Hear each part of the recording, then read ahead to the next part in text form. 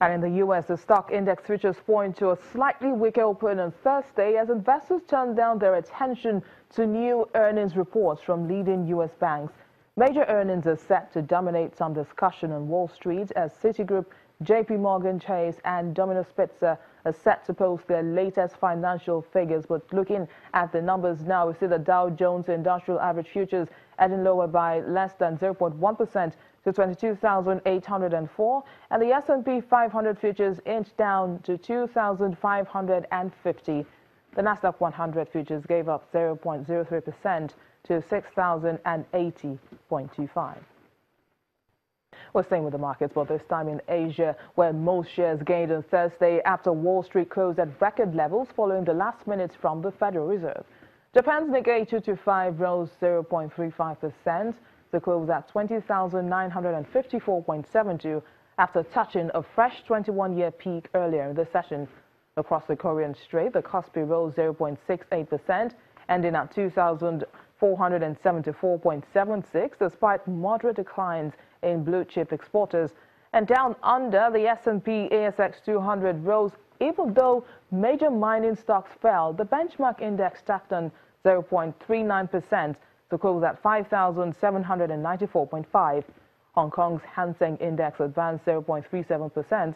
The Shanghai Composite lost 0.02%, finishing at 3,387.64, and the Shenzhen Composite finished lower by 0.15%.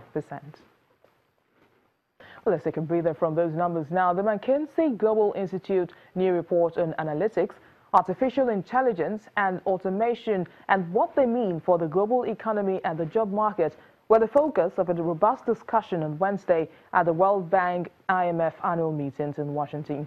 The Mackinsey Institute's chairman, James Manyika, speaks to what factors will decide the impact of automation on human jobs, while the Deputy Director General at the International Labour Organization, Deborah Greenfield, believes the challenges of inequality and informal economy are still prevalent despite the rise of automation and technology. Much of the growth in the economy comes from productivity growth, and all these techniques of automation and using these technologies contribute quite substantially to productivity growth. And that's going to be quite important as we think about aging populations and so forth in much of the world. It's also, I think, good for society because we're starting to use these techniques to solve and work on problems in climate science, in disease management, and all of that. So all of that is good, I think. I think the real question on most people's minds is, what does this mean for work?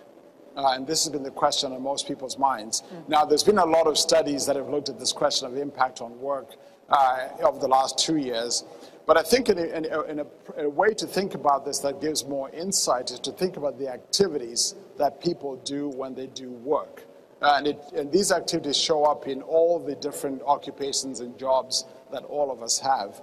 And when you look at those activities, what we find is that activities that involve data collection, data processing, as well as doing physical work in highly structured environments are easy to automate, relatively easy to automate, as opposed to activities that require more soft skills, empathy, judgment, critical thinking, and so forth. But the activities that are easy to automate, they make up close to half the activities that happen in most economies. That number can be a little bit higher in developed economies, maybe a little bit less in developing economies, but it makes up a big part of what people do. Now, does that mean that we're going to lose half the jobs? Actually, no. Because what we find is that if you look at the occupations that have most of their activities that are automatable, it's actually a relatively small number.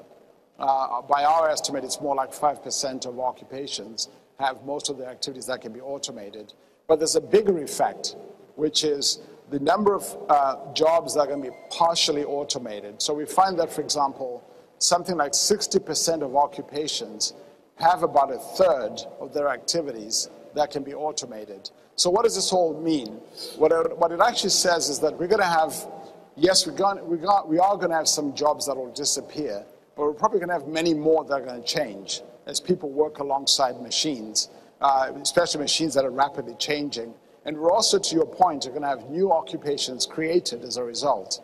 And I think the most important thing that I would emphasize that we need to think about is how are we going to think about the skilling and the education and the training and the ongoing adaptation that workers and society are going to need to make in order to cope with this scale of changes. I think on the question you asked about will there be jobs left for anybody, I think that depends on two things.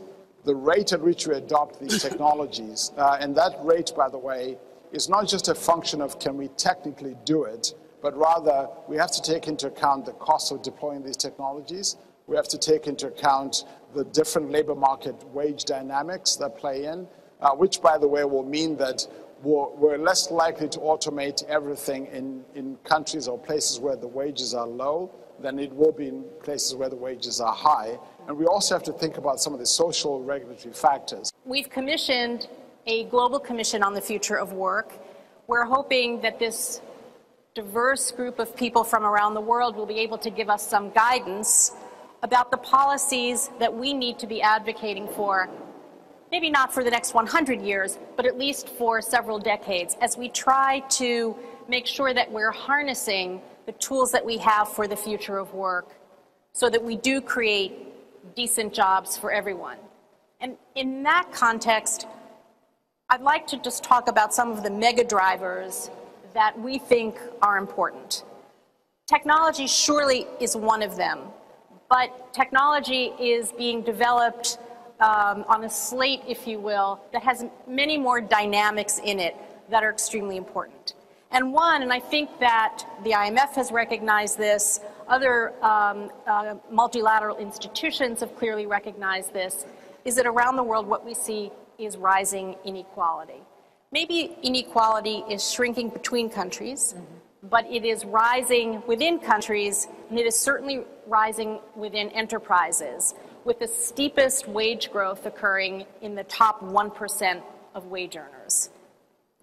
We've also all recognized that productivity has gone up faster than wages have, which accounts in large measure for, I think, some of the global discontent we see with a large open-ended multilateral trading system. But what it really means is that workers are not getting their fair share of their efforts around the world.